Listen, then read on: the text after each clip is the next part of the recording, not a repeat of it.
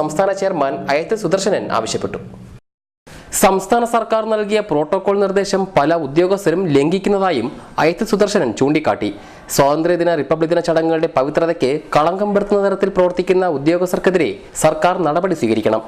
കൂടാതെ ദേശീയ ചടങ്ങുകളുടെ ധാർമ്മികത നിലനിർത്തണമെന്നും അയത്ത് സുദർശനൻ ആവശ്യപ്പെട്ടു.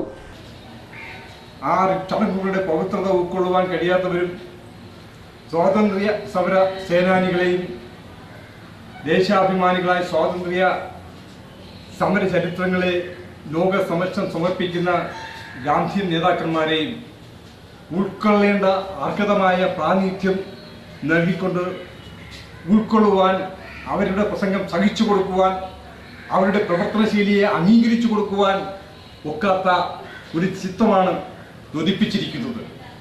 കേരള ഗവൺമെൻറ് അർഹമായ അംഗീകാരം നൽകിക്കൊണ്ടുള്ള പ്രോട്ടോകോൾ തീരുമാനം നൽകിയിട്ടും എൻ്റെ സ്വന്തം അനുഭവം വെച്ച് പറയുകയാണെങ്കിൽ ഗവൺമെൻറ് തീരുമാനത്തെ ലംഘിക്കുന്ന നടപടികൾ നാളുകളായി സ്വീകരിക്കുന്ന കളക്ടറേറ്റിലെ ഉന്നതാധികാരികൾ, തഹസീൽദാർ ഉൾപ്പെടെയുള്ള ഉദ്യോഗസ്ഥരും കേരള ഗവൺമെൻറ്റിൻ്റെ ഔദ്യോഗിക നടപടിച്ചട്ടങ്ങളെ ലംഘിക്കുകയും ജനങ്ങളുടെ ചിന്താബന്ധാവിലുള്ള ദേശീയോദ്ഗ്രഥന പ്രവർത്തനത്തിൻ്റെ നേതൃത്വം നൽകുന്ന നേതാക്കന്മാരെ അവഹേളിക്കുന്ന തരത്തിലുള്ള പ്രവർത്തനങ്ങൾക്ക് ആക്കം വർദ്ധിപ്പിക്കുവാനുള്ള പ്രചോദനം ധ്വനിപ്പിക്കുകയുമാണ്. ഇത് രാഷ്ട്ര പുരോഗതിക്കും രാജ്യ മുന്നേറ്റത്തിനും വിഘാതം സൃഷ്ടിക്കുന്നു എന്നുള്ളതാണ് സത്യം.